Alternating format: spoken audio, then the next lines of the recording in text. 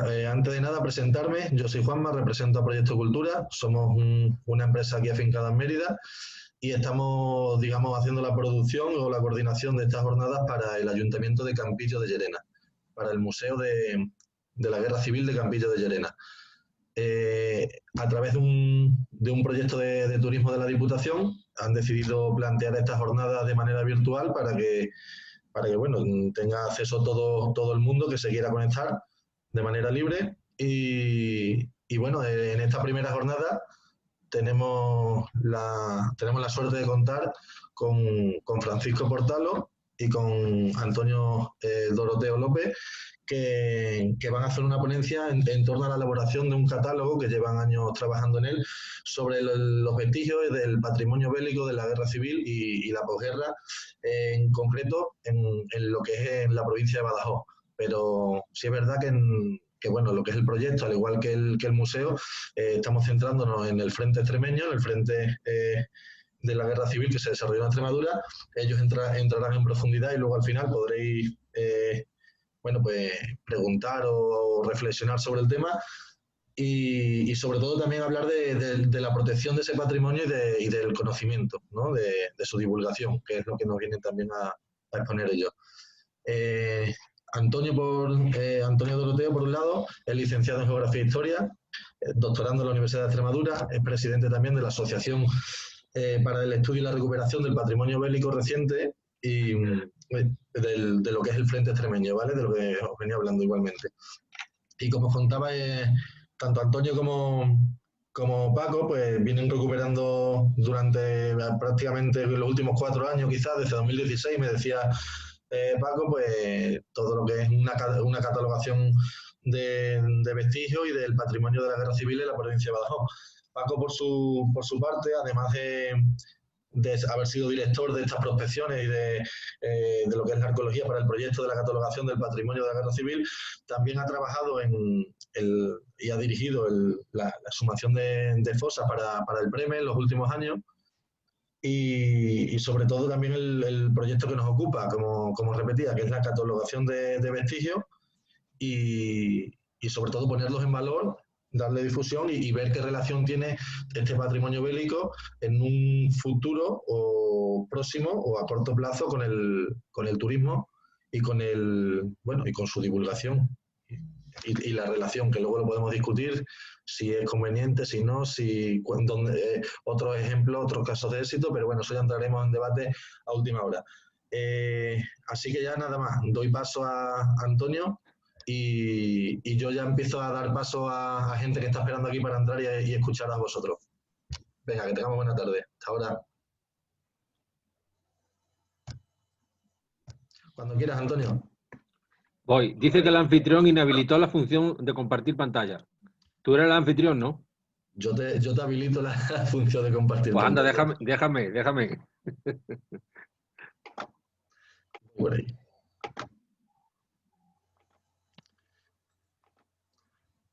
Ya lo tienes disponible. Estupendo. Ahora bien. Está empezando. Se ve, ¿no? Ah, vale, que va para allá. Hola, bueno, pues buenas tardes a todos.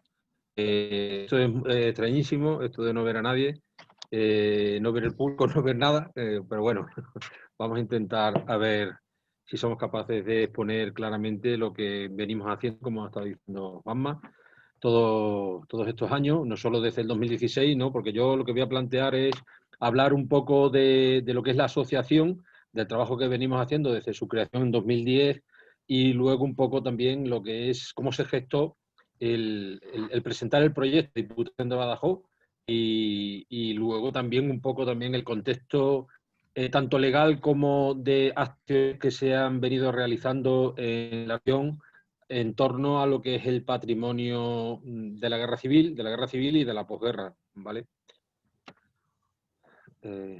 Para dar pantalla para adelante, ¿qué hay que hacer? Tienes que avanzarlo tú en tu propio ordenador. Ah, vale, de acuerdo, sí. Simplemente clicar, sí, de acuerdo. Ahora ¿qué se ve? ¿Se ve algo? Asociación para el estudio. Ah, vale. O sea, estupendo, vamos muy bien entonces. Venga, a ver. Bueno, pues como decía, pues la asociación, el objetivo principal, cuando se creó, ya digo, en el 2010, oficialmente yo ya está inscrita desde el 2011, el objetivo principal era la localización, el inventario, la recuperación, la rehabilitación, la conservación y la puesta en valor y protección moral y material de los restos, bueno, lo que viene ahí, ¿no? Un poco conocer primero, ¿no? Para luego ya poner en valor, tanto desde el punto de vista didáctico como lo que va a ser, y lo que vamos a explicar un poco por encima, lo que va a ser su complemento o lo que es un recurso más a añadir a la oferta de patrimonio cultural y de turismo cultural, por supuesto, en la región extremeña, ¿no? En un principio, la asociación iba más enfocada por supuesto, a la investigación y a la protección de ese patrimonio, pero sobre todo desde un punto de vista didáctico, o sea, para darle vida, digamos, a ese material que tenemos ahí disperso por los campos y en nuestros pueblos, ponerlo a disposición de los profesores, ¿no? Bueno, parte de lo que es la junta directiva de la asociación también son profesores y en ese aspecto también, pues, el inicio y bueno, y luego ya otras acciones que hemos ido realizando en todos estos años, pues han venido marcadas también por esa profesión que están ejerciendo algunos de sus miembros más destacados, ¿vale? Algunas de las actividades propuestas dentro de los estatutos de la asociación, pues, como digo, pues la promoción de acciones precisas para garantizar la protección, bueno, lo que no se puede poner en valor, ¿no? Y eso lo vamos a ir recalcando, y sobre todo en mi pequeña exposición, lo que voy a recalcar es eso, que no se puede poner en valor o no se puede tanto utilizar como recurso didáctico o recurso turístico, patrimonial, cultural, sin ese patrimonio no se protege, ¿no? Entonces, una de las acciones, como digo, y de las actividades que hemos estado realizando es pues el intentar decirle a la administración que proteja este patrimonio, ¿no? Algunas de las realizaciones en relación a esos objetivos que teníamos planteados, pues una de las primeras realizaciones fue la confección de esta unidad didáctica que la hizo José Ramón González Cortés, que es profesor en Balmoral de la Mata y se hizo en conjunción en cooperación con la Asociación Memorial Campos de Concentración de Castuera. La razón de hacerlo lo primero sobre el campo de concentración es porque también estábamos participando en lo que fue el proceso de defensa de lo que es el territorio, bueno, el terreno donde están los restos del campo de concentración de Castuera, que finalmente conseguimos que la administración lo declarara BIC, ¿no? Mañana va a hablar Guillermo, que fue presidente de esta asociación y actualmente es vicepresidente, pues ahí nos implicamos, ¿no? Y conseguimos que la administración, ya digo, pues lo declarara BIC. Ahí también está un poco la tradición de nuestra propia administración regional, ¿no? Donde se otorga la máxima categoría de protección a un bien relacionado con la guerra civil y la posguerra, como es un campo de concentración, y sin embargo deja fuera de esta ley, a espera de que cumplan 20 años, ¿no? Para incluirla en la del 99, la de la patrimonio regional, esperar 20 años para que todo ese contexto que es necesario conservar también para poder interpretar el propio campo, pues quede todavía sin proteger, ¿no? Otra de las cuestiones que hemos venido trabajando, pues por ejemplo, la iniciativa que lleva ya desde hace años el Ayuntamiento de Campillo, ¿no? De musealizar, ¿no? De tener un museo de la guerra civil, un referente, por supuesto, de lo que es en Extremadura lo que es el patrimonio, ¿no? O por lo menos intentar dar una explicación, ¿no? En este caso, ellos partían de lo que era el conocimiento de ese cementerio de los italianos, ¿no? Donde primero intervinieron y luego ya un poco, más o menos en paralelo a la interpretación que ellos querían dar de lo que fue ese espacio, pues empezó a surgir y surgió, de hecho, el embrión del museo de lo que ahora es, que ya tiene un nuevo edificio. Bueno, pues nosotros hemos venido colaborando como asesores históricos, ¿no?, en lo que son la panelería que se ha hecho por parte de José Luis Rubio y que se sigue realizando, ¿no? También fruto de esa cooperación con ayuntamientos, pues también las jornadas que se hicieron en 2017, donde también Diputación de Badajoz estuvo apoyando a los dos ayuntamientos que se implicaron, en este caso fue Higuera y Campillo de Llerena, y en estas jornadas, que ya digo, se celebraron en 2017 y compartieron sede entre los dos pueblos, pues se tocaron los tres ejes que se van a repetir en nuestras actuaciones y que vamos a seguir incidiendo, ¿no? Lo que es la protección del patrimonio y luego ya su puesta en valor a través de lo que es la didáctica y la museografía, en este caso también, cómo dar a entender a la sociedad lo que pasó hace 80 años o lo que pasó en la Guerra Civil desde un punto de vista de la materialidad, ¿vale? Y de los restos que quedan. Y luego, como digo, también, y sobre todo que es muy necesario para nuestro territorio rural, pues un recurso más que por supuesto no es la salvación de las zonas rurales, pero es un complemento, puede ser un complemento más de lo que es el desarrollo rural y el turismo cultural de toda nuestra zona, pero que no es algo que nos estemos inventando nosotros, sino que ya no solo aquí en el Estado español, sino en el resto de Europa ya nos lleva muchísima ventaja. Solo hay que ir a Francia y cruzar la frontera y ver la cantidad de centros de interpretación y espacios museográficos que dan a una explicación sobre el rigor científico de lo que fue la Primera Guerra Mundial, la Segunda Guerra Mundial. Incluso ahora están ya, desde hace por lo menos 10 y 15 años, están también revisando también su comportamiento con respecto a lo que fueron los refugiados españoles y todos los campos de concentración donde fueron a parar cientos de miles de españoles, ¿no? Como San Ciprián, Argelès-sur-Mar o Ribesaltes, ¿vale? Entonces, ya digo, esos tres ejes se vieron en esta jornada. Y luego, bueno, venimos haciendo desde hace ya mucho tiempo lo que son visitas guiadas. Como digo, en un principio estaban más orientadas a lo que eran los alumnos de bachillerato, ya le digo, a través de esa guía didáctica y, bueno, y de otros recursos que nosotros o bien las hacíamos nosotros o bien le pasábamos esos materiales a los departamentos de historia que contactaban con nosotros y ellos mismos realizaban las visitas. Normalmente realizamos visitas guiadas, pero porque bajo demanda. O sea, nosotros no tenemos una oferta, es decir, tenemos esto y el que quiera contacte con nosotros. Normalmente contacta con nosotros prácticamente, pues ya digo, bajo demanda, ¿no?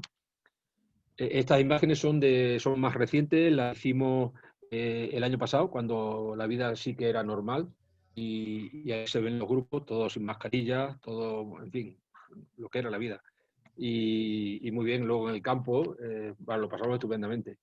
Y esperamos Paco, volver otra vez a las trincheras y explicar pues todo mejor, ¿no? No así que yo ahora mismo no sé si parar o seguir. Vale. Bueno, y también una de las cosas que ha hecho que, por ejemplo, no haya conclusiones sobre lo que venimos o lo que vengo yo ahora hablando fue el Congreso, que en un principio se preveía que eran las últimas elecciones, me parece que fueron en la primavera, ¿no? La primavera de, bueno, hubo unas elecciones generales de las muchas que tuvimos y luego ya fue la pandemia lo que acabó con el segundo intento de tener un congreso que viera esos tres ejes que hemos visto o que he comentado sobre las jornadas, ¿no? Aquí venía pues gente como Joan Santacana, que es una de las figuras cardinales en lo que es la didáctica de la Guerra Civil. De hecho, es el encargado de hacer el gran museo que va a ser de la Guerra Civil que se está construyendo. Y bueno, y ya digo, vienen también iban a venir, que de momento ya digo, están en stand-by, iban a venir también gente de todas partes de España, ¿no? Para explicar un poco los proyectos en los que se está ahora mismo trabajando, casi todos desde el punto de vista de desarrollo rural y de protección del patrimonio, como vengo diciendo, ¿vale? Ahí ves los ejes de actuación. Y bueno, un poco la situación de partida, un poco el contexto en el que, como he dicho en un principio, venimos moviendo sobre lo que es el patrimonio bélico y luego su puesta en valor. Por supuesto, digo, la legislación, ¿no? Ahora mismo, según la ley del 99, de 1999, no se contempla la protección del patrimonio de la guerra civil y de la posguerra, y habría que esperar 100 años. Bueno, habría que esperar realmente 20 años, ¿no?, para que se cumplieran los 100 años y pudiera ser protegido ese patrimonio, ¿no? En este aspecto yo voy a referir algunas actuaciones públicas y privadas que se han hecho en relación a lo que es este patrimonio bélico en la región, ¿no? Casi siempre os vais a dar cuenta que está Diputación de Badajoz detrás de todo lo que son las iniciativas que se han hecho sobre este tema, ¿no? Una de las primeras se realizó en 2003, por lo menos arrancó en 2003, lo que pasa que la edición de este libro y luego lo que son los DVD y los testimonios que acompañan al libro se publicaron en 2005, si no recuerdo mal. Se hizo por José Izquierdo y Ángel Olmedo, y realmente es más o menos un poco lo que hemos nosotros hacer, ¿no?, con el proyecto que presentamos a Diputación. Lo que pasa que desde un punto de vista arqueológico, ellos prácticamente lo que hicieron fue dar testimonio de los espacios y lugares que existían relacionados con la guerra y la guerra civil, y con la guerra y la posguerra, ¿no? Pero bueno, fue el primer, digamos, hito en este sentido, ¿no? Luego, desde un grupo de acción local, desde el CEDER La Serena, el Centro de Desarrollo Rural de La Serena, hubo un convenio de cooperación interterritorial entre La Serena y Los Monegros, auspiciado por el Ministerio de Agricultura, donde se pusieron en común las experiencias que se estaban llevando a cabo, sobre todo en Los Monegros, que iban por delante de nosotros bastante, ¿no? De hecho, ahora mismo me parece que ya han recibido otra vez un premio de calidad turística, y bueno, y la propuesta que en ese momento estaba fraguándose, pues ya está totalmente consolidada, ¿no? Y bueno, pues en ese aspecto, La Serena, los técnicos y la directiva del CED de La Serena, pues contactó con este grupo, con esta comarca, y bueno, y se realizaron estas jornadas que, por ejemplo, para La Serena, pues supuso que se crearan rutas, que son las únicas rutas que existen ahora mismo señalizadas en Extremadura. Hay varias rutas en campo, donde se visitan espacios de trinchera, espacios de campos de concentración, se ven nidos de ametralladora blindado, en fin, hay bastante que ver, ¿no? Siempre está limitado lo que es el acceso y la puesta en valor por lo que es la propiedad privada, pero bueno, en este sentido, aquí salvan un poco ese aspecto, pues integrando también lo que es el conocimiento del entorno, que también forma parte de lo que es el conocimiento y el acceso a lo que es, a lo que fue, cómo se instaló la guerra en nuestro territorio, ¿no? Y en ese aspecto, pues también se explica en lo que son estas rutas que digo, están en campo, y luego en urbanas con Cabeza del Buey y Castuera, por ser capitales de la República durante la guerra, y luego también sobre todo Castuera, ¿no?, por el protagonismo que tuvo en la inmediata posguerra, ¿no? En este sentido, pues como he dicho antes, aquí se intentaba, pues, y se logró, ¿no?, lo que es el patrimonio cultural, incrementarlo y tener una oferta más dentro de lo que es el turismo cultural, ¿no? Bueno, aquí es lo que he comentado antes, de cómo la Consejería de Cultura en 2009 declara el BIC, a instancia de que había presentado antes previamente a MECADE lo que es el expediente de ecuación, ¿no? Y a partir de ahí, pues no vamos a entrar en lo que pasa con el campo, porque eso ya Guillermo hablará mañana, pero bueno, es un hito a nivel nacional, ¿no? La protección es el único campo que existe con esta máxima protección. Y viene un poco a colación también, puede ser lo que están, las noticias que están viniendo ahora de la zona de Alicante, ¿no?, con el campo de Albatera, ¿no? El tratamiento y la importancia que se le está dando a los restos que van apareciendo, cuando curiosamente tenemos un campo aquí que se conserva intacto, ¿no? Y allí están intentando recuperar algunos restos para ponerlo en valor, por supuesto, y ser un complemento más, no solo de memoria, o sea, resarcir un poco a lo que son las víctimas de los que estuvieron allí, ¿no? Y los familiares, sobre todo, que siguen buscando las fosas que estaban alrededor del campo de Albatera, pero también como un recurso más turístico, ¿no? De acercarse a la zona y acercarse también a la historia reciente de España, ¿no? Pues también está, como digo, bueno, una de las primeras exposiciones que hicimos fue en 2010 en el Museo Arqueológico. Nos invitó el que en ese momento era el director del museo, que Manuel de Alvarado, nos invitó a Víctor Gibello y a mí, y bueno, y dimos una charla, la primera conferencia que se daba sobre patrimonio bélico en la región. Luego hubo una de las primeras actuaciones, y también viene en relación con lo que estaba comentando de Albatera, se hizo en 2010, el equipo de González Ruibal, con dinero, curiosamente, de Noruega. Se hizo la primera excavación aquí en el campo de concentración de Castuera, y bueno, y luego ya lo que he comentado del Ayuntamiento de Campillo, que como podéis ver, desde el 2011 viene haciendo ya actuaciones importantes sobre este aspecto, ¿no? De hecho, una de las primeras intervenciones que se hace en el territorio extremeño sobre una zona de frente es en 2015 a través de un aprendiz, ¿no? ¿Vale? Y bueno, y en 2016 la inauguración del museo, ¿no? ¿Cómo voy de tiempo? A lo mejor me estoy pasando, ¿no? Juanma, no te oigo. Bueno, supongo Vamos, que no. vamos bien, Vale, Antonio. vale.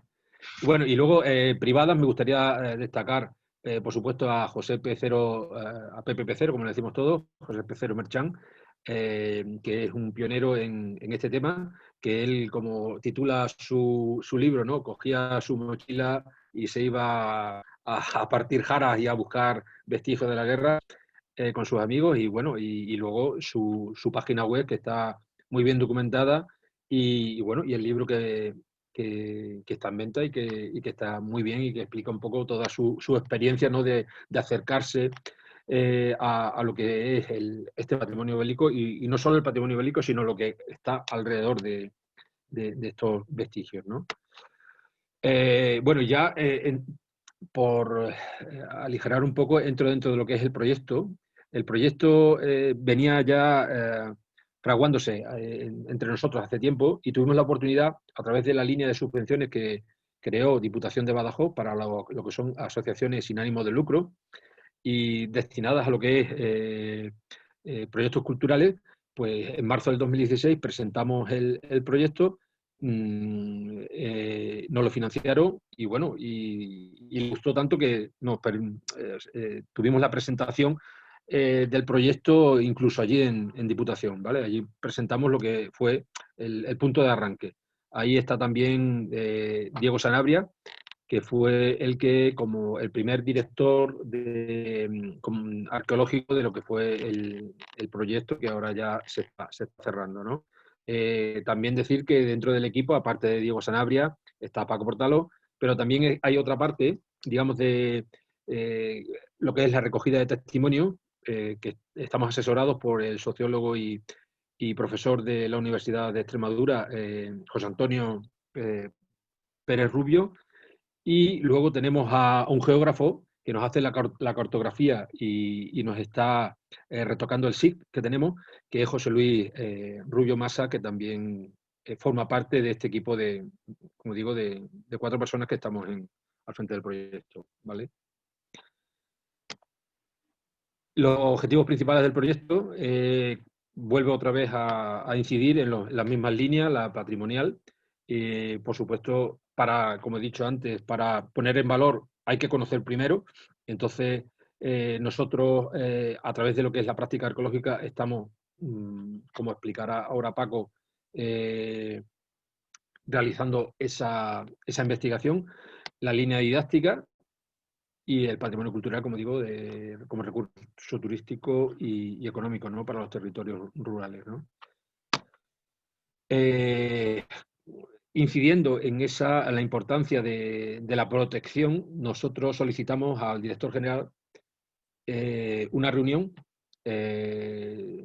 con técnicos, aparte de Francisco Pérez Urban, del director general, con los técnicos para que conocieran lo que íbamos a hacer y también saber que le íbamos a entregar cada campaña pues lo que eran los resultados, ¿no? A través de las fichas IAE, bueno, para que ellos lo tuvieran en cuenta, y de hecho nos consta, y luego Paco lo puede decir, lo puede corroborar, que ellos están teniendo en cuenta esa información que nosotros les vamos dando todas las campañas, ¿vale?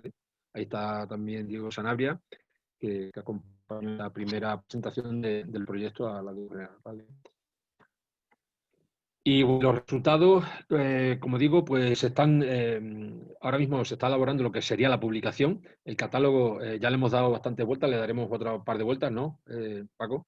Y de momento abarca 36 términos municipales con las comarcas principales donde están los vestigios concentrados. Eso no quiere decir que haya otras zonas que también las vamos a incluir, sobre todo de la provincia de Badajoz, claro, obviamente, que también van a estar dentro del catálogo, ¿no?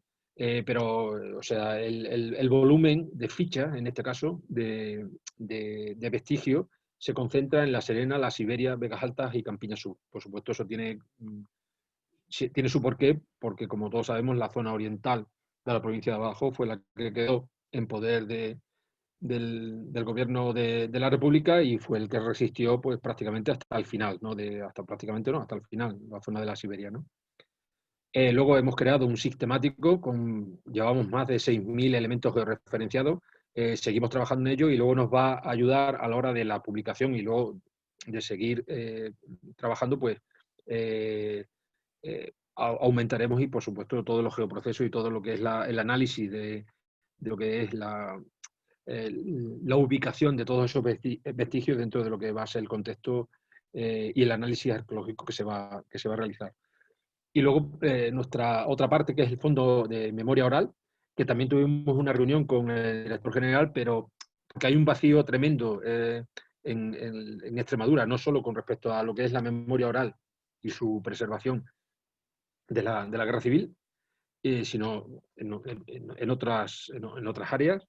Y bueno, pues ahí quedó. No hubo respuesta y lo único que nosotros estamos haciendo, pues lo que normalmente se hace y nos está guiando en este sentido el proceso que comentaba antes, ¿no? Tenemos ahora mismo 35 testimonios orales y esos 35 testimonios orales pues tenemos desde personas que estuvieron combatiendo hasta mujeres que sufrieron lo que fue las retaguardias, hasta mujeres, por ejemplo, que sufrieron cautiverio en campos de concentración que ahora mismo no están registrados en ninguna publicación. En fin, ha sido una aportación muy interesante, pese a que ya pues quedan muy pocos testimonios que vivieran en primera persona y sobre todo de manera consciente aquellos hechos, ¿no?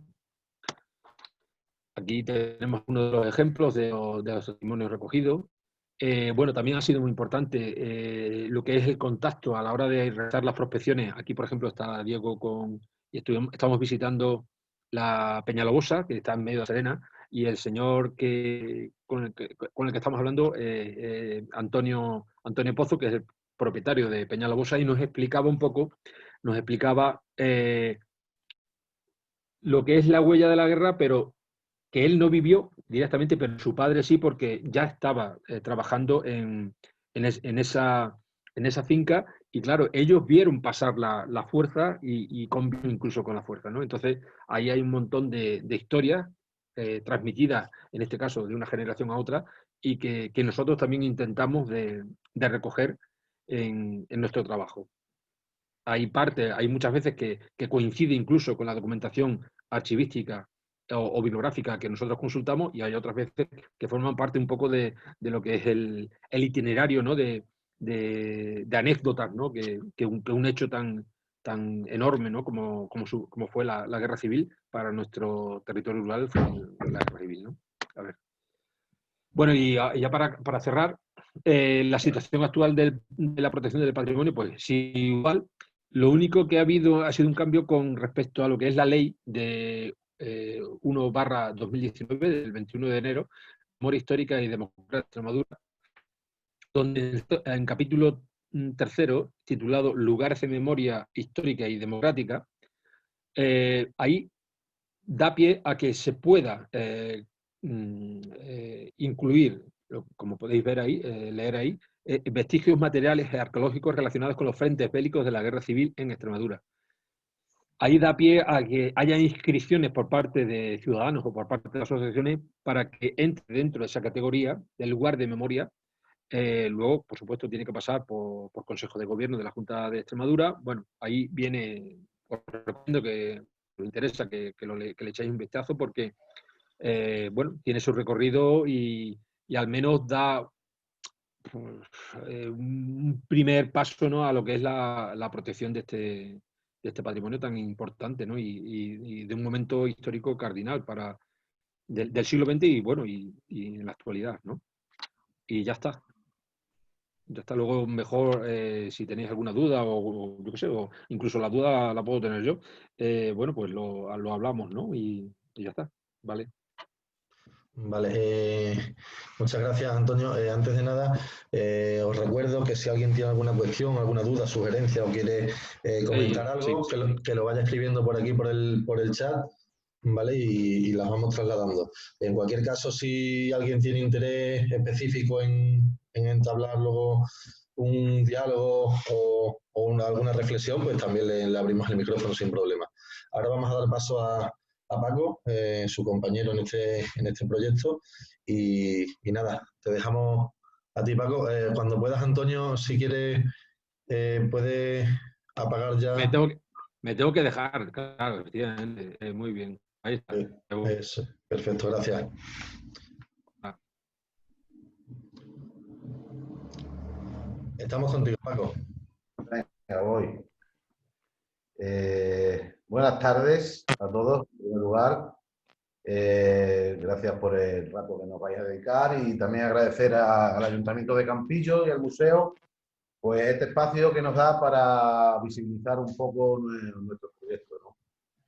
Bueno, yo en mi parte de la charla os voy a exponer un poco, voy a contar cómo se ha materializado el proyecto y desde qué perspectiva teórica lo hemos afrontado, qué metodología hemos empleado para llevarlo a cabo y después también os voy a presentar, pues para que visualicéis un poco los resultados tanto de los elementos inmuebles que hemos documentado como de los distintos materiales que hemos ido recogiendo a lo largo de la prospección. Bueno, los trabajos que hemos venido realizando se encuadran dentro de lo que se denomina arqueología del conflicto. Se trata de una disciplina cada vez más asentada y con mayor aceptación en los ámbitos académicos que va a estudiar espacios patrimoniales como pueden ser campos de batalla, trincheras, zonas bombardeadas, centros de detención, bueno, un largo etcétera, ¿no? Polvorines, campos de aviación, fosas. Todos estos espacios componen un conjunto de áreas a investigar de las que podemos extraer conocimiento histórico. La arqueología del conflicto también aplicada a unos sucesos de los que se dispone un amplio registro documental, nos va a permitir conocer hechos desconocidos o de los que se sabe muy poco. Sin duda es una disciplina que va a resultar una herramienta muy útil para esclarecer sucesos en los que ha habido voluntad de ocultamiento por parte de gobiernos o entidades y también nos va a ayudar a contrastar documentos históricos que pueden tener un contenido incorrecto o que no se ajuste a la realidad. También al mismo tiempo esta arqueología del pasado reciente a través de los restos materiales, muebles e inmuebles, nos va a ayudar a acercarnos a la experiencia individual y colectiva, descifrando espacios y acontecimientos concretos. Bueno, el proyecto de catalogación del patrimonio de guerra civil y posguerra en la provincia de Badajoz inició su andadura en el año 2016 y para llevar a cabo la prospección hemos utilizado lo que son las herramientas clásicas de la prospección arqueológica, adaptándolas a los particularismos concretos y específicos que presentan unos restos materiales de una guerra del siglo XX, ¿no? en una guerra de la que hay muchísima documentación. Pues entonces entendimos desde un principio que tanto las disciplinas históricas y arqueológicas debían de ir de la mano a lo largo del proyecto. Desde el inicio del proyecto, en la primera fase, bajo la dirección de Diego Sanabria Murillo, se abordó la prospección desde los principios teóricos de la arqueología espacial, basándonos en el análisis de la actividad humana en toda escala, obteniendo información a partir de relaciones espaciales de los patrones de actividad. Todo esto se analiza en 3 escalas para poder obtener una visión integradora de este fenómeno arqueológico, ¿no? Una primera escala de microespacial que analizaría lo inmediato, las estructuras y los contextos individuales y las relaciones de los objetos con las estructuras. Una escala mesoespacial que se centra en el análisis de las relaciones socioeconómicas con el medio circundante y también se ocuparía de estudiar las estrategias de emplazamiento y el espacio de la actividad grupal. Y por último, la escala macroespacial, que analizaría también las relaciones grupales y las estrategias de ocupación y explotación del territorio. Bueno, pues con estos 3 niveles de análisis que abarcan desde lo más inmediato, pasando por lo regional o lo estatal, también cuenta con una visión histórica desde la escala macro. Bueno, pues desde esta perspectiva teórica hemos desarrollado el proyecto en estos años que llevamos y desde estos preceptos estamos analizando lo que son los resultados de la prospección. Teniendo en cuenta estos basamentos, pues como punto de partida, el trabajo se ha desarrollado en 3 fases. Esta primera fase de documentación, en la que hemos acudido a los archivos, al Archivo General Militar de Ávila, hemos consultado fuentes cartográficas, hemos contrastado fotografías aéreas, hemos estudiado ortofotos, los vuelos americanos y la cartografía militar histórica, ¿no? También hemos acudido a fuentes bibliográficas, hemerográficas, hemos consultado los informes y las cartas arqueológicas en la Dirección General de Patrimonio y, como ha dicho antes Antonio, también a lo largo del proyecto hemos ido recogiendo esos testimonios orales que también nos han ayudado a la hora de localizar elementos, ¿no? Aquí vemos, por ejemplo, un vuelo americano donde se ve en la parte superior izquierda, se ve perfectamente la trinchera, ¿no? Eso es el Campillo de Llerena, el Cerro de Mario Mingo, un ejemplo de cartografía militar histórica y aquí a un señor, Antonio Barba, dando su testimonio.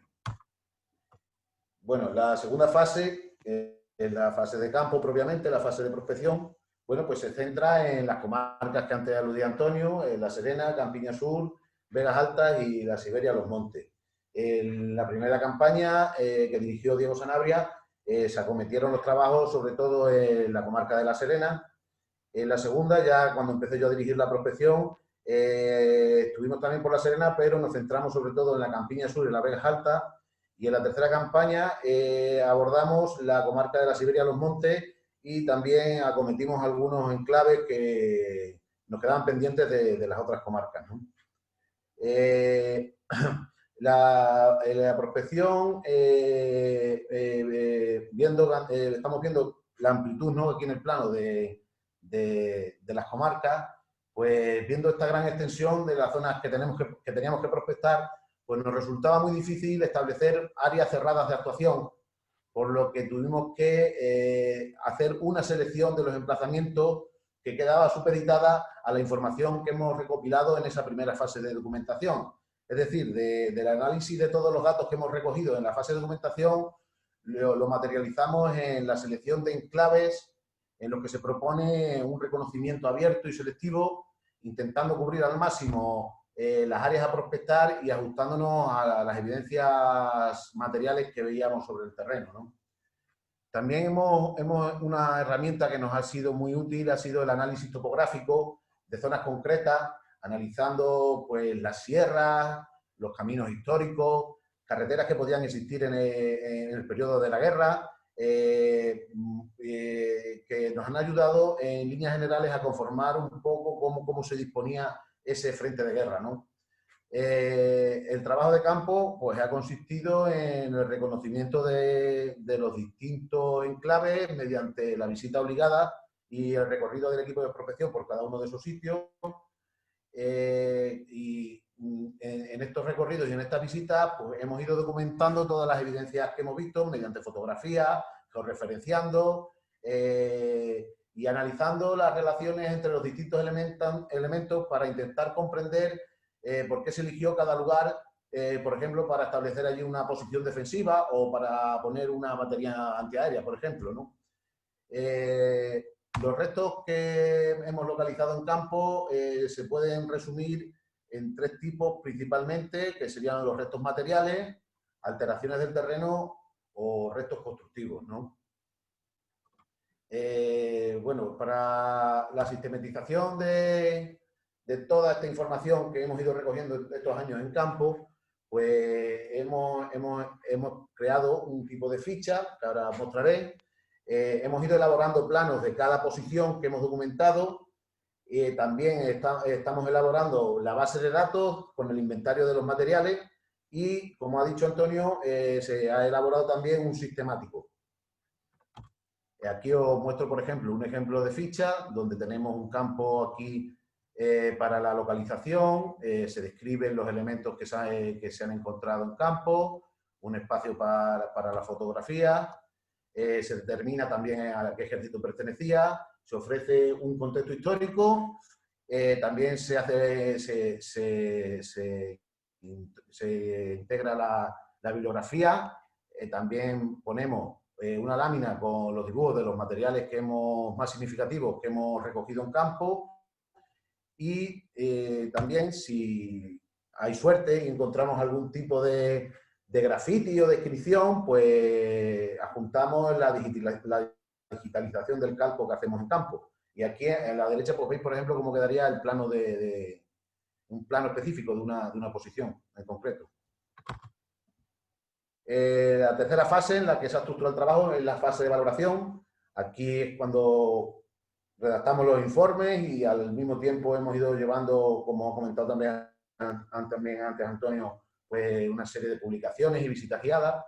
De cada campaña, pues ahí veis la foto central, pues hemos ido entregando a la Dirección General de Museos, Archivos y Patrimonio Cultural de la Junta de Extremadura y a la Diputación de Badajoz, pues la memoria de los trabajos que recogen pues todos los emplazamientos que hemos documentado, con sus planos y sus explicaciones y demás, ¿no? También, digo, al mismo tiempo, tanto en el blog de la asociación como en el Facebook, hemos ido publicando entradas de aspectos que nos resultaban curiosos e interesantes, de cosas elementos que íbamos viendo en el desarrollo de la prospección. También, como comentaba Antonio, pues hemos realizado varias visitas guiadas. Hay las fotos esas de Medellín, hemos estado por la zona de Villar de Pela, también en Castuera se ha realizado alguna y en Campillo. Ahora voy a empezar a mostraros lo que son los elementos inmuebles documentados. Lo he dividido entre elementos de fortificación e infraestructura. Tenemos que, antes de empezar a mostrarlo, tenemos que comprender que cuando se hacen estas obras de fortificación no se hacen en tiempo de paz, sino que seguramente los soldados que estaban excavando esas trincheras estarían hostigados por el enemigo o estarían al menos observados por ellos. Estas obras fueron construidas en medio de una guerra, realizando las preparaciones defensivas del terreno, pues eso, en sitios donde no era fácil trabajar, ¿no? Hay que hablar en muchos casos de una arquitectura efímera que con la estabilización del frente se va endureciendo con obras blindadas cada vez más complejas que coexisten con las obras más simples hasta el último momento, ¿no? Aquí vemos los diferentes tipos, no sé si creo que están todos, tipos distintos de elementos de fortificación e infraestructuras que hemos documentado en el proyecto. Y ahora en las fotos que os voy a mostrar, pues vamos a ver unos pocos ejemplos de esas estructuras que normalmente no nos hemos encontrado en el estado de conservación que vais a ver en la foto, sino que la mayoría de los elementos que hemos documentado, o bien las trincheras estaban colmatadas, apenas se podían ver, las estructuras estaban en avanzado estado de deterioro, o también nos hemos encontrado con la dificultad de lo que es el Monte Bajo y sus rigores, que nos han impedido documentar como hubiéramos querido muchos de los emplazamientos que hemos visitado. Vamos a empezar, como no puede ser de otra manera, por uno de los elementos omnipresentes, como es la trinchera. Aquí vemos dos ejemplos, ya veis que están muy limpias, normalmente no es así.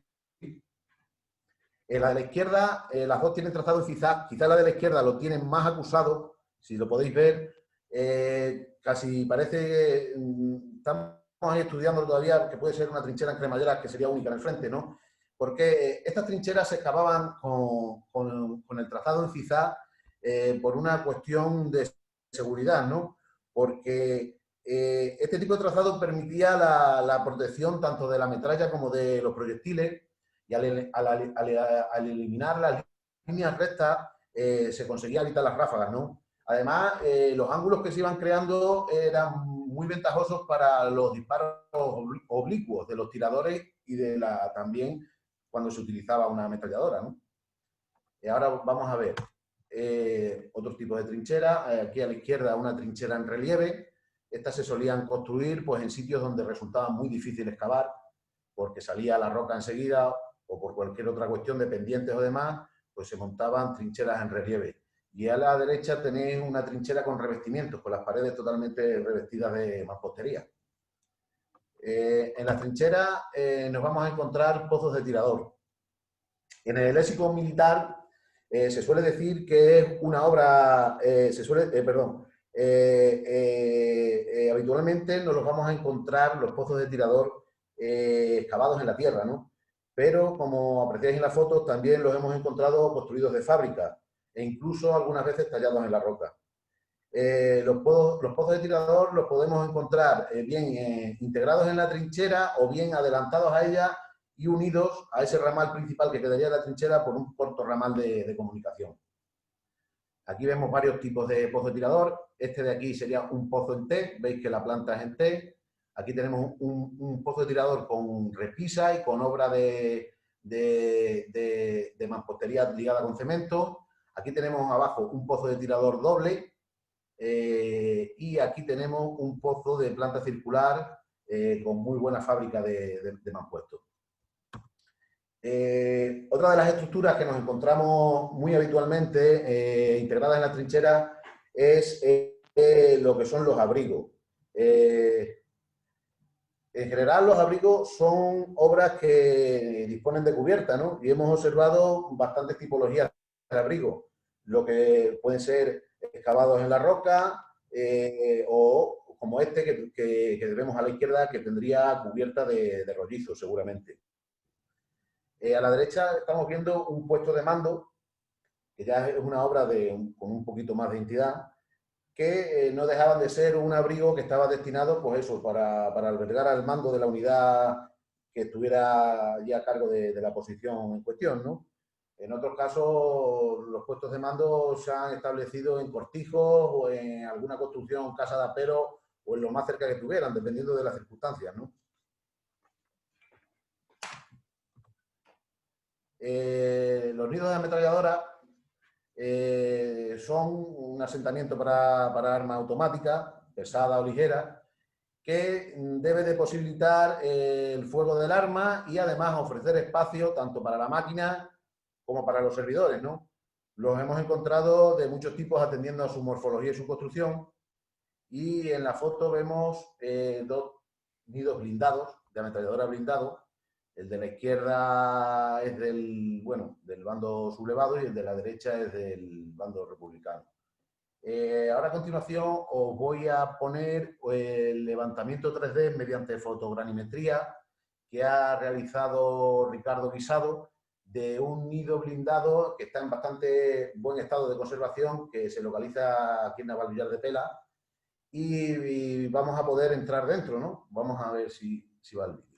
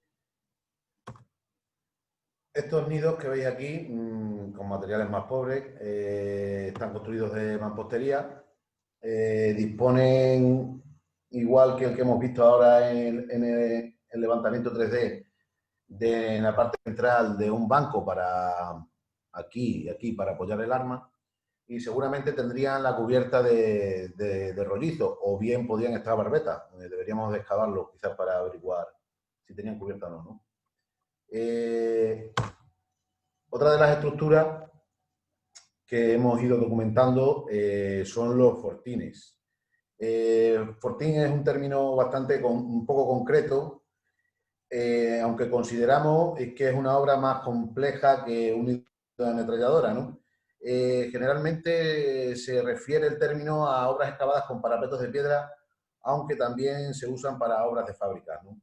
Las imágenes que estáis viendo corresponden a 4 fortines que hemos localizado, 2 en Casas de Don Pedro y otros 2 en Valdecaballeros, que como veis están bastante bien conservados, ¿no?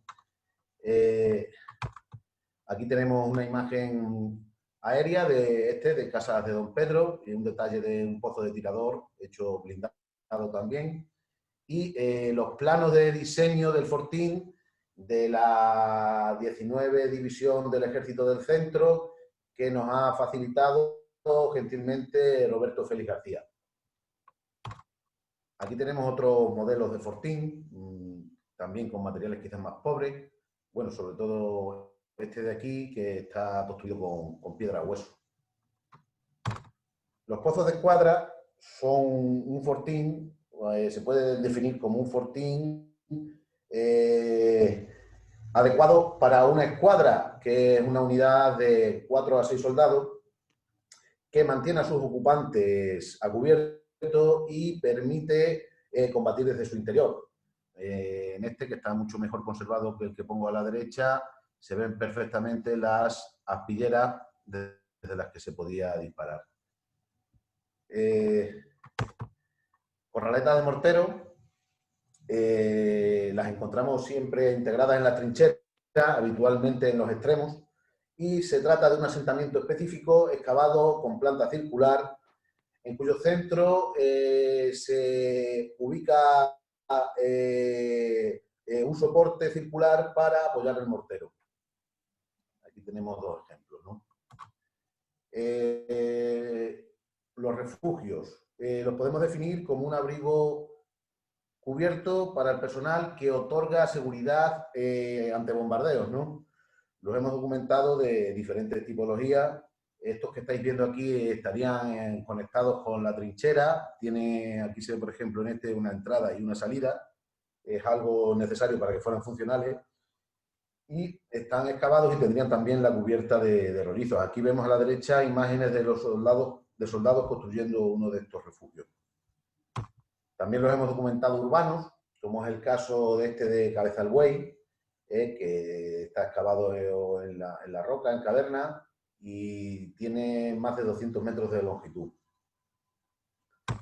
También los hemos documentado asociados a un aeródromo, un campo de aviación, como estos que hay aquí. El de la izquierda es un refugio semisubterráneo, con entrada y salida, como os digo, y este que estaría, el de la derecha, lo localizamos 3 concretamente a pie de pista, por donde discurriría la pista del campo de aviación. Vamos. Otro tipo de construcción que hemos encontrado son las chabolas y las viviendas. Las chabolas se tratan de construcciones pobres, de lo que podríamos llamar esa arquitectura efímera, ¿no?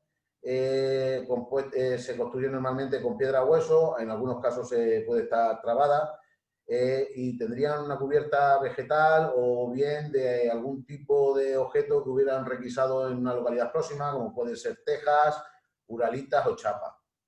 Las viviendas son ya unas construcciones de mayor entidad, digamos, ya es una mampostería más trabajada, que tendría un tejado a dos aguas. Aquí en la parte derecha inferior es una de las viviendas que hemos comentado, y se localizarían siempre en zonas donde el frente está muy estabilizado o en zonas que quedan ya en segunda línea. Y la finalidad que tienen pues era para albergar adecuadamente la tropa. Estas imágenes son de un polvorín, definiendo polvorín como un lugar específico donde almacenar armas y municiones, que estaría a salvo de los bombardeos y alejado del frente. Que aparece en la imagen, está excavado en la roca y es una galería de más de 90 metros de longitud. Este se localiza en Cabezalbuey, muy cerca de la Almagrera. Ya en el capítulo de lo que son infraestructuras, hemos documentado varias pistas militares.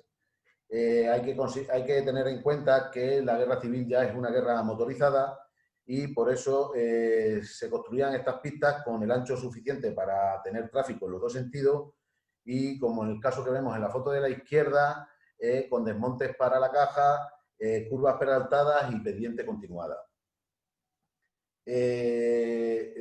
Los medios circunstanciales de los que se podían disponer para cruzar vados de ríos o arroyos, con el tiempo, en la medida de lo posible, se van mejorando con la construcción de puentes, ¿no?, dentro de esas pistas militares. Aquí a la derecha vemos un puente que documentamos en el paraje de la Cabrera del Infierno, en el término municipal de Cabezalbuey.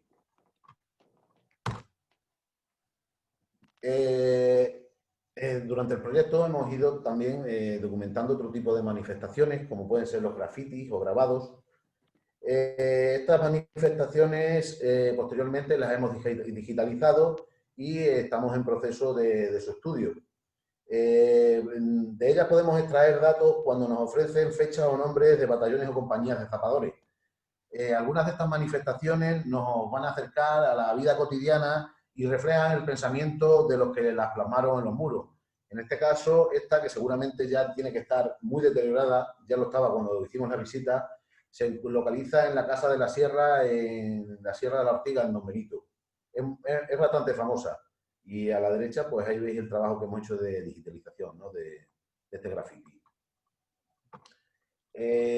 Aquí ahora en la foto de la izquierda se ve una pared de la Fábrica de la Luz de Medellín, que como podéis ver está llena de impactos de bala, ya que estaba siendo fue hostigada durante varios meses desde la Sierra de Yelve, y supone otra manifestación más, otra huella del conflicto que hemos documentado. A la derecha vemos el escudo de la 60 División del Ejército del Centro, que se localiza en la puerta principal de la iglesia parroquial de Cabezalbuey, Virgen de la Armentera. ¿Y por qué está ahí ese escudo? Pues está ahí porque la iglesia sufrió un gran deterioro por los bombardeos y los soldados de esta 60 División ayudaron a su reconstrucción y sobre todo al desescombro. Pasando ya a lo que son los objetos, los elementos muebles,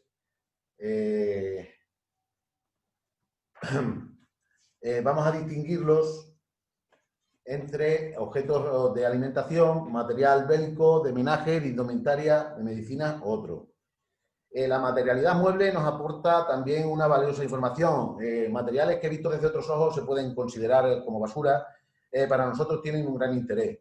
La cantidad de ellos y su distribución ya por sí nos están ofreciendo una información arqueológica, ¿no? Además, a menudo nos desvelan, detrás de ellos encontramos historias también de gran interés.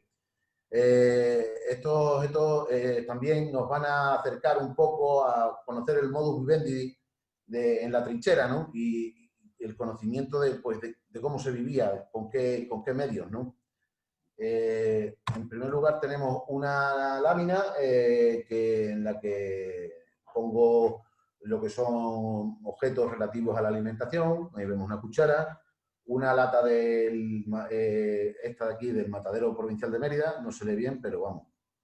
Pues, por ejemplo, el Matadero Provincial de Mérida, lo digo por ejemplo porque es uno de los objetos que detrás tiene una historia curiosa, ¿no? Pasa en 1935, lo arrienda el empresario gallego José Fernández López, y con la suerte que en 1936 Queipo ordena por medio del gobernador civil que el matadero se ponga a fabricar latas de cocido y de carne para el ejército sublevado, ¿no? Pues este hombre se puso manos a las obras y le fue tan bien que cimentó su expansión industrial y la materializó en empresas tan conocidas como puede ser Celtia o la misma Corchera Extremeña o Pescanova. Aquí a la derecha, este es un objeto que hemos encontrado con bastante frecuencia, son las típicas latas de sardinas. En esta se puede apreciar la fecha, 1937, y en esta otra de 1936. En la parte inferior izquierda tenemos dos bases de botella de vino, una de las bodegas de Pedro Domecq y otra de González Viat. También las hemos encontrado con frecuencia, ¿no? También eran bodegas que estaban muy entregadas a la causa sublevada y, de hecho, los hijos de ambos bodegueros estuvieron combatiendo en el ejército franquista. Os llamará la atención, me imagino, por qué ponemos una concha de almeja. Pues entre nosotros, a lo largo de estos años, le hemos denominado el fósil director, porque la hemos encontrado con muchísima frecuencia en las posiciones rebeldes, siempre, ¿no? Lo que nos pone de manifiesto la red de distribución tan importante y tan eficaz que tenía el ejército sublevado, ¿no? La cartuchería también ha estado muy presente a lo largo de toda la prospección. En mayor medida hemos recogido vainas de Mosin Nagant o cartuchos enteros o proyectiles o guías de peine, que son estos que serían los cargadores, digamos, donde se insertaban los cartuchos, y de Mauser. Estos son, digamos, los tipos que más frecuentemente hemos encontrado. Después ya en menor medida hemos localizado munición de Carcano. En este caso, todo esto que veis aquí a la izquierda forma parte de un hallazgo que tuvimos la suerte de encontrar en la zona de Santi Espíritu, donde pudimos recuperar 13 cargadores completos de Carcano y parte del embalaje de la caja de los cargadores. Si os dais cuenta, todos los cartuchos estaban desmochados, digamos, se les había retirado el proyectil y se les había extraído la pólvora, seguramente pues porque los localizamos, se me olvidó decirlo, en una posición republicana.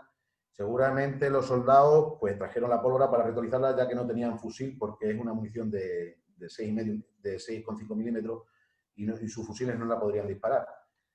De forma residual también hemos localizado munición de Betterly, eran unos fusiles muy arcaicos de origen suizo del 10,5. Y también, de forma testimonial, localizamos dos vainas de Lee Enfield de origen británico de calibre 7,70, perdón.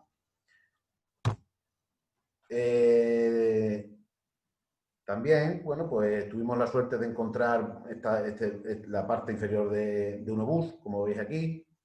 Hemos recogido numerosas espoletas, que las espoletas pues tienen la función de iniciar la detonación de la carga después de disparar el proyectil, ¿no?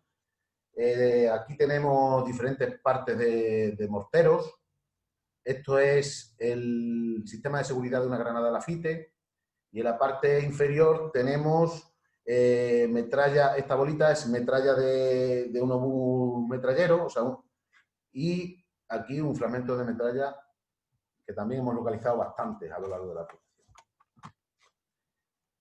Esta lámina es de objetos variados y curiosos que hemos ido encontrando también, como pueden ser las suelas de zapatos de caucho, hechas con cubiertas, Esto es el cierre de una caja de munición rusa, un cierre lateral. En unas trincheras en las terreras semienterrado encontramos una azada, que seguramente sirvió para excavarla. Como curiosidad, es una moneda de Alfonso XII de 1878 con 2 impactos de bala, también la recogimos en el sector de Cabeza del Buey. Cerraduras de cajas de munición, como esta que tenemos aquí, y fragmentos de alambradas, o sea, fragmentos de alambre de espino que pertenecían a las alambradas que se solían colocar como obstáculo por delante de las trincheras. Un objeto que le llama a todo el mundo mucho la atención es la campana bomba. Se encuentra en Zarzacapilla. Se trata de una bomba de aviación de 250 kilos que no estalló y fue reutilizada como campana.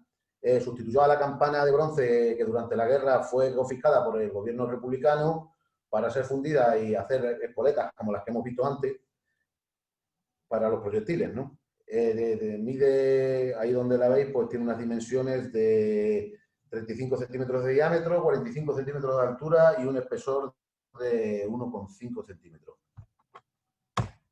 Bueno, y para terminar, pues más o menos voy a coincidir con Antonio y pues, desde mi punto de vista creo que el proyecto de catalogación del patrimonio bélico que hemos llevado a cabo, que estamos llevando a cabo, tiene como punto, tiene que funcionar como un punto de partida para avanzar en la investigación a través de excavaciones arqueológicas de distintos enclaves en el frente, ¿no?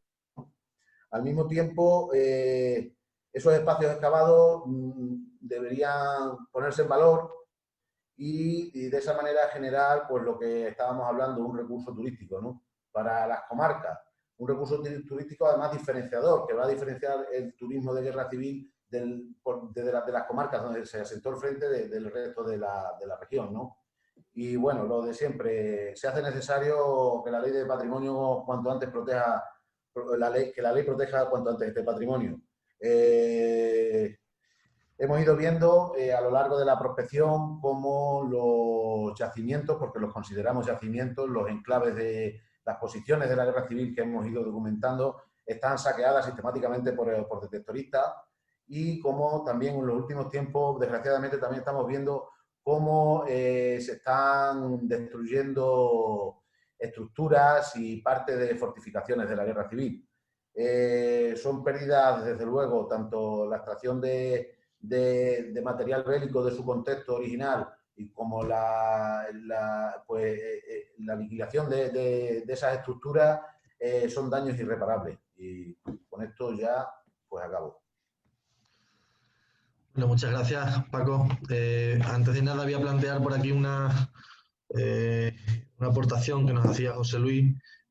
Nos dice: los cartuchos Betterly están mal identificados, son 8x50R level franceses. Desconozco, yo simplemente os comento la aportación, no sé si quieres que vayamos para atrás. Los Betterly me dicen. No, nos podemos pegar. Vale, no.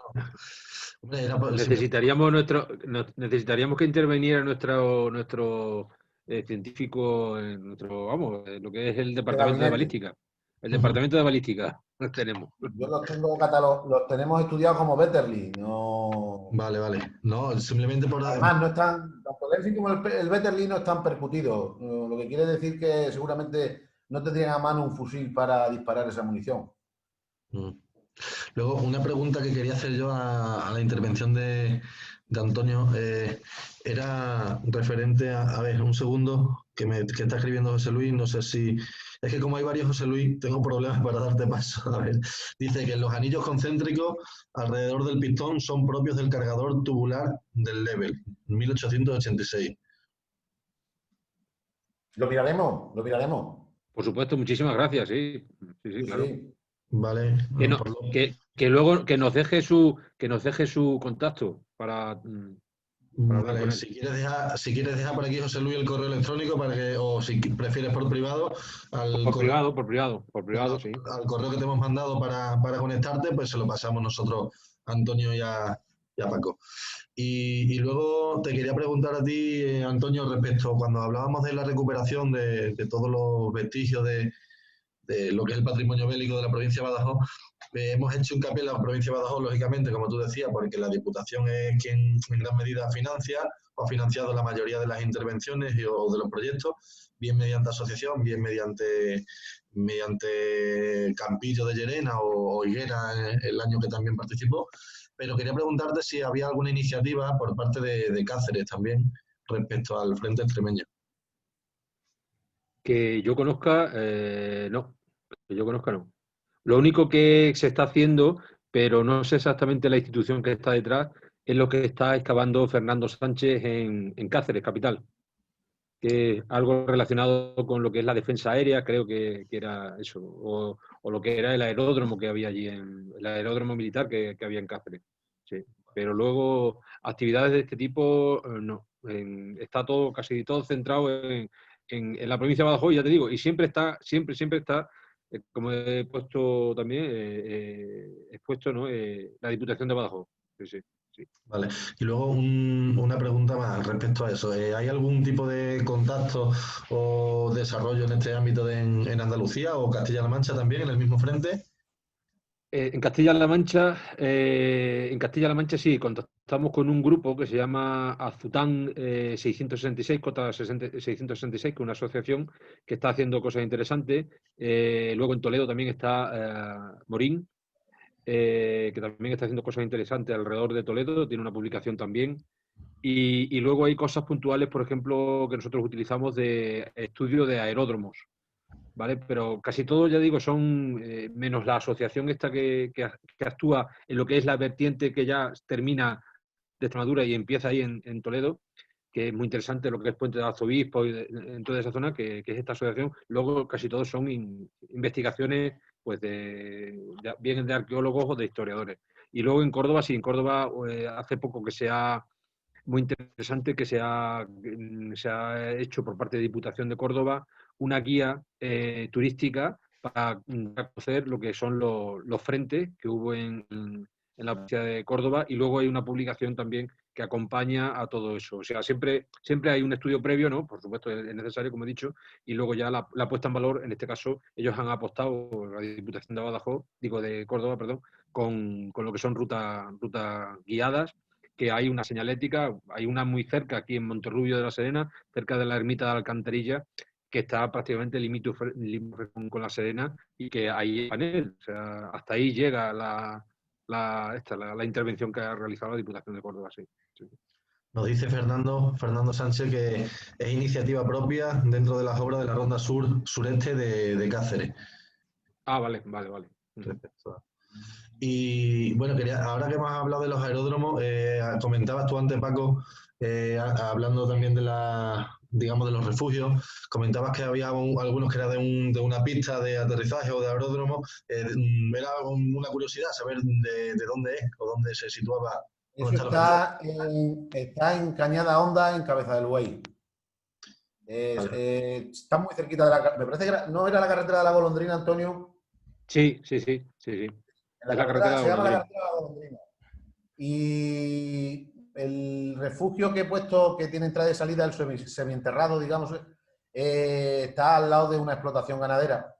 Y al otro lado de la carretera, por donde suponemos que iría la pista de aterrizaje, pues hemos encontrado 3 refugios como que hemos visto, que era una escalera que descendía con una entrada en codo, y simplemente pues había ahí un espacio para meterse ocasionalmente. No tenía más, no tenía salida, solo tenía entrada, la escalera y la entrada al codo.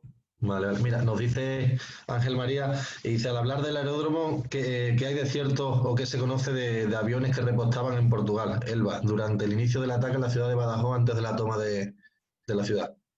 No sé si podéis aportar algo sobre eso. Yo no lo conozco, pero supongo que una de las, o por lo menos eso sí, yo lo he leído y está contrastado historiográficamente, que la opción de subir hacia Madrid las tropas sublevadas desde Sevilla por la vía de Extremadura es porque tenía el aliado portugués en el flanco izquierdo, eso está claro, y que estuviera ese apoyo puntual. pues posiblemente, no creo que le impidieran que repostara. Vamos, pero yo lo desconozco, ¿eh? Vale. ¿Alguien tiene alguna pregunta, alguna reflexión que hacer? ¿Quiere que le abramos el micrófono? ¿Quiere aportar alguna cosa que nos diga por aquí por el chat?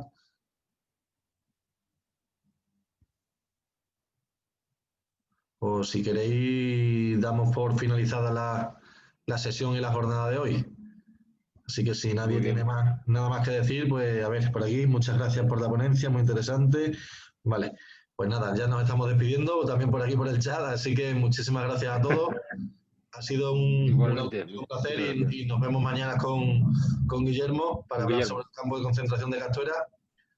Y nada, que sigamos haciendo ponencias, recuperando nuestro patrimonio durante mucho tiempo y que sea antes de que pasen esos 100 años, ¿vale? Por supuesto. Vale. Venga, un abrazo a todos. Muchas gracias. Adiós. Chao. Adiós.